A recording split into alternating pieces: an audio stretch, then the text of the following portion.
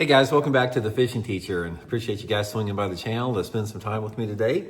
Guys, today we have got a old school, as old school as you can get, traditional big jig flipping video, where I'm going to talk about fishing the big full-size half-ounce jig, big flipping stick, big line, flipping and pitching into shallow cover, just the way that I love to fish. I'm going to give you guys some tips and advice on it. This is probably, I've got two ways that I love to catch bass more than anything else. One is flipping a jig, the other is a jerk bait. And if you probably gave me the choice, it's like, Randy, okay, you're gonna have one more fishing trip. You got one more fishing trip the rest of your life. Give me a big jig and a flipping stick and going flipping, and I'll be super happy. So I'm gonna share with you guys a bunch of the tips and tricks I've learned over the years in today's video. Definitely think it's going to add up to some quality fish for you guys.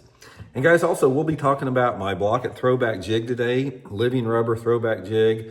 I'll put my Tackle Warehouse link in the description of the video. We've got 7 different colors, 3 different sizes. Living rubber jig, guys, which are rare. You can't hardly find one anywhere because they're labor intensive. But a living rubber jig is the best flipping jig that you're going to have out there. By far better than silicone. And I'll get into that a little bit in the video, but I'll have the link in the description there if you guys would like to get you a couple there at my Tackle Warehouse link.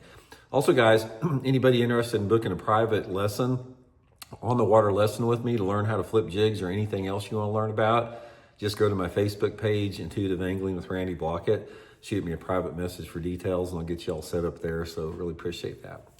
Okay, guys, here it is, man. Half-ounce jig. Half-ounce is the key size too. Half-ounce jig with a Zoom big salty chunk, which has been the replacement for the pork frog. Now, the old school, and I still use it sometime, is the #1 Uncle Josh pork frog.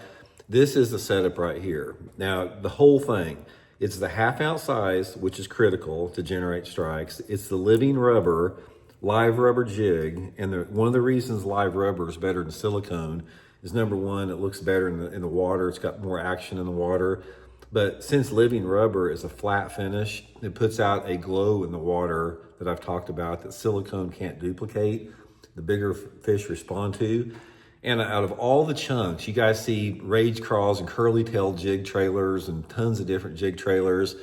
This is the trailer, guys, that produces the biggest fish. This is a Zoom big salty chunk. If you don't use a big salty chunk, you can use like a #1 pork frog. But this style, this chunk style like this, there's something about it that this setup right here produces the biggest fish of any type of a jig setup that you can get. So that's the setup on it.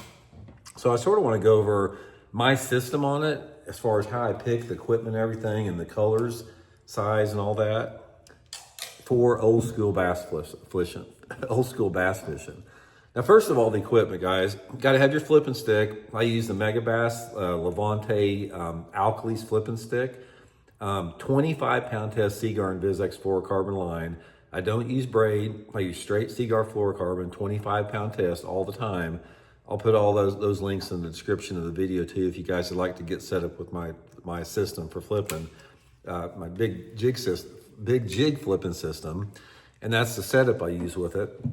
And then as far as the colors and everything, the colors vary based upon a lot of different things. Water clarity, light intensity, sunlight conditions. But one of the things as far as for an old school jig flipping deal is you're going dark. You want to use a black and blue, black and chartreuse, something like that. Any type of a black with an accent color on that black is going to generate a bigger strike. If you go to browns and greens and like the green pumpkins, yeah, I'm not saying you can't catch good ones because you can catch big fish on those. But let me put it this way. If you, let's say, for example, you have some type of a black jig, either a black and blue jig, black and chartreuse, solid black, matched up with some type of a dark black chunk like this, where the entire jig is dark.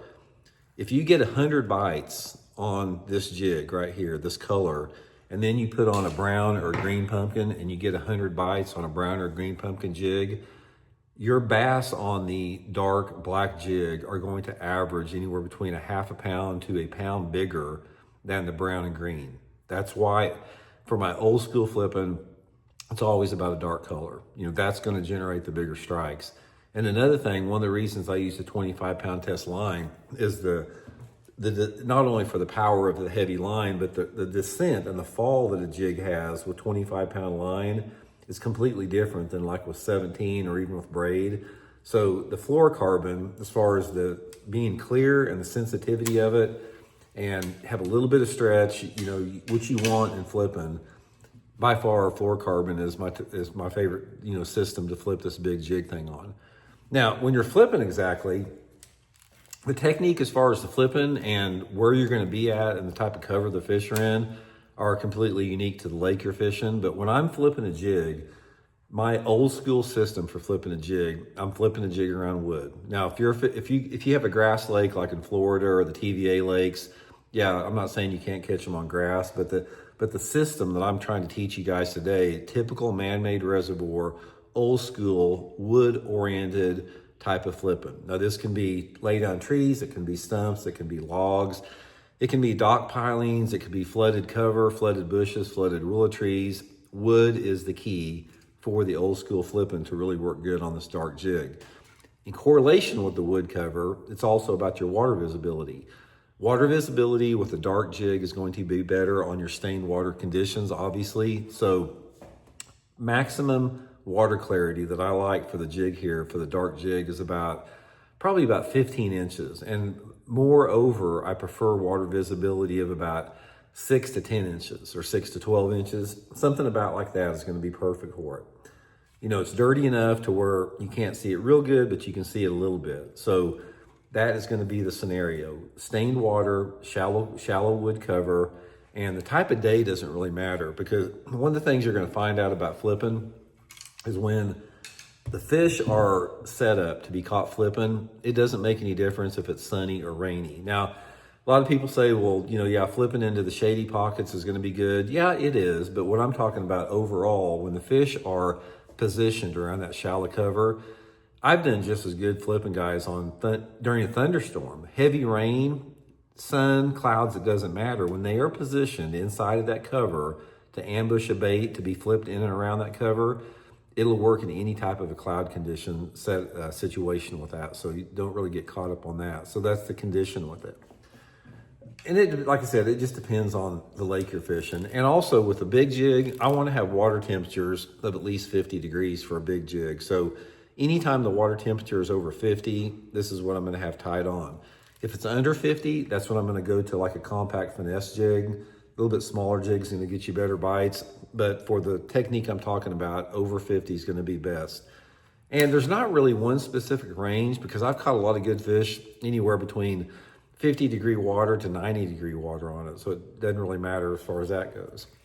Now, let's talk a little bit about the presentation, how to generate a strike with it as far as working it. There's two different ways to fish a jig. You know, you're going to have your flipping and pitching, which is going to be, you know, get the camera set up here. Let me tilt the camera a little bit. You've got flipping and pitching, and then you got flipping and then you got pitching. Now the flipping is going to be where you're working with a fixed amount of line. You know, you got your thumb bar, you know, engaged, and you're just pulling out line like that, and you're flipping it into the cover. Now this is going to be relegated to if you're fishing stained water and very thick cover where you have to be really precise. Now the time that I do fish like this, which I don't flip much, I pitch most of the time, but the times that I'm actually being precise like that, where I'm flipping and pitching, is if I have to put it in like real small holes. Or say, for example, I'm fishing a real thick line of bushes where there's just cover everywhere. Then I'm methodically going through there just like that and picking apart and going really, really slow. So the thicker the cover and the slower that you want to fish and the dirtier the water, the more that you want to use the flipping presentation, because you're a lot more precise and you're a lot more quiet with it. Now, when you flip, let me give you some tips and advice on setting the hook flipping. When I flip, I start out with my right hand, okay? So I'm not in position to set the hook like this.